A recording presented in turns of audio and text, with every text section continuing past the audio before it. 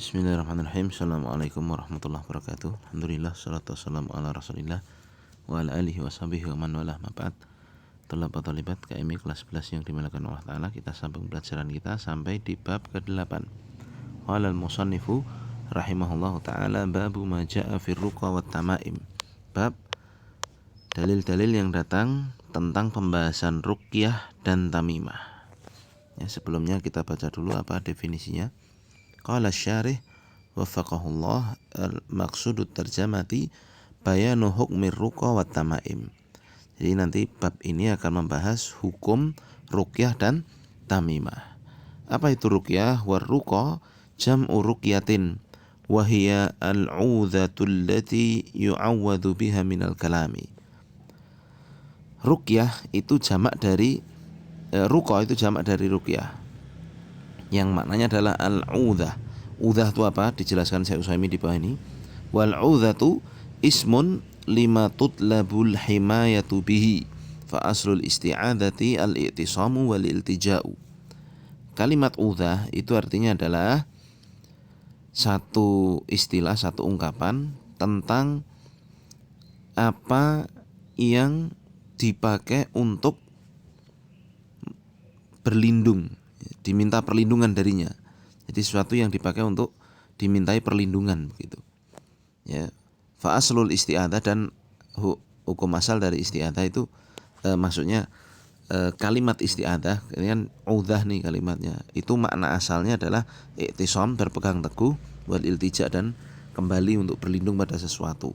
Ya, kalau antum lihat anak kecil misalkan, dia takut terhadap sesuatu lalu dia lari ke ibunya, pegang dan sembunyi di belakang ibunya, kan begitu. Nah, itu namanya isti'adzah, gampangnya begitu. Nah, udhah itu sesuatu yang dipakai untuk berlindung, begitu. Nah, kembali ke sini definisinya, berarti ruqyah itu adalah al-udhah, ya, alat perlindungan begitu.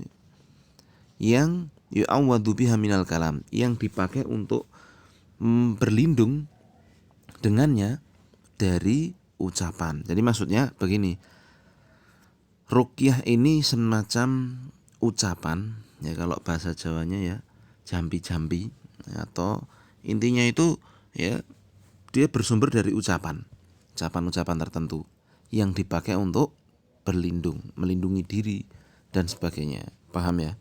Ini ruqyah. Jadi intinya ruqyah itu ucapan, baca sesuatu untuk melindungi diri atau yang semisal. Tamimah, ya, tamaim jam'u tamimah. Sedangkan makna tamaim itu jamak dari tamimah.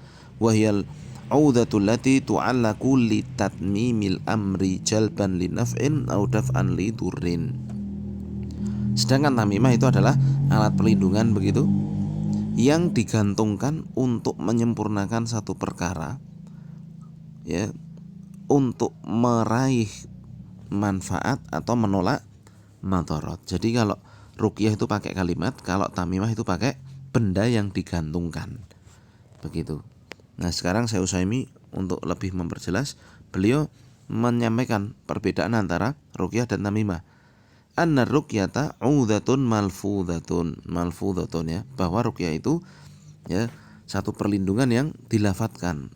Sedangkan tamimah 'udhatun mu'allaqatan hakikiyatan, ya, hakikatan wa hukman au hukman.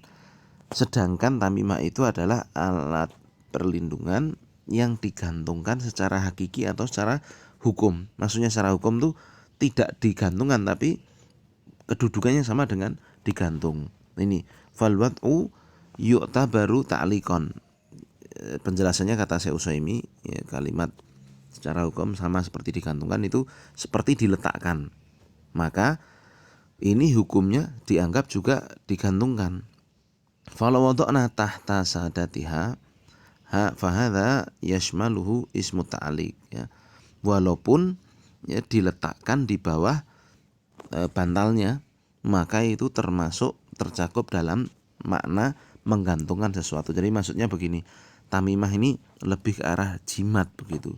Baik dipakai digantungkan di leher, tangan atau semisal, atau hanya diletakkan, ya, digantungkan di rumahnya, atau bahkan diletakkan di bawah bantal atau kasurnya, itu dianggap sebagai menggantungkan jimat. Paham ya?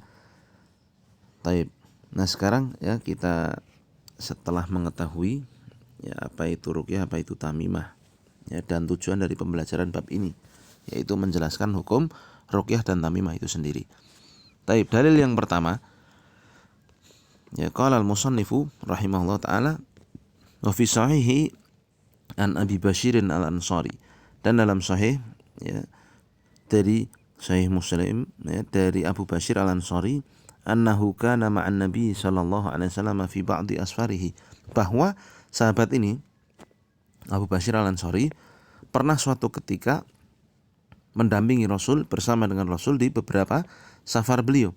Fa arsala rasulan, kemudian ya di safar tersebut, di tengah perjalanan tersebut Rasul mengirimkan utusan.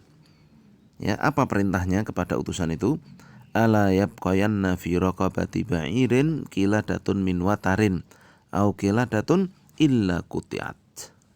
Ya, apa perintah Nabi? Nabi mengatakan pada duta beliau yang beliau kirim di safar-safar itu, jangan sampai kalian biarkan di leher onta ada kalung dari watar. Watar itu ya, lihat di bawah di sini jelaskan oleh Syekh Utsaimin. Watar huwa hablul qausil ladzi yushaddu bihi sahmu hina rimayati bih, yaitu tali panah ya, yang busur panah, saham ini busur panah, itu dikuatkan, diletakkan di situ ketika mau manah ya. Jadi kan panah itu kan begini ya. Nah ini kan pasti ada apa? Busurnya, talinya ya. Talinya ini nih, watar itu talinya. Nanti kan nah ini sahamnya ditaruh di sini lalu ditarik begitu, lepas ya kan. Baik, mafhumnya watar. Nah kata Nabi, jangan sampai ada kalung di leher binatang dari busur panah itu kecuali diputus. Ini perintah Nabi. Penjelasan Syekh Utsaimin ya di sini. Dalil yang pertama, ya, sisi pendalilannya dalam kalimat illa qutiat. Al amru bi qat'iha dalun ala hurmati tilka ta'alik. Maka perintah Nabi untuk memutus ya kalung yang digantungkan di leher binatang tersebut, di leher onta. Ya, kalungnya kok dari busur panah, kan mana hubungannya? Masa jaga kesehatan onta tali busur panah itu kan tidak ada hubungannya. Ya. Maka ketika Nabi memerintahkan untuk memutus kalung-kalung tersebut, ini menunjukkan akan haramnya gantungan-gantungan itu. Ya, nggak boleh gantungin onta dengan watar itu. Wa kanatil arabu tu'alliqul qalaida fi a'naqil ibili lidaf'il ain. Dan ini lihat, keyakinan orang Arab waktu itu adalah mereka menggantungkan ya kalung-kalung seperti itu di leher-leher unta untuk menolak penyakit ain. Fabayyana hadzal haditsu hukmat tamaimi. Maka jelas sekali hadis ini menjelaskan hukum tamimah ini dilarang. Ya, jelas ya.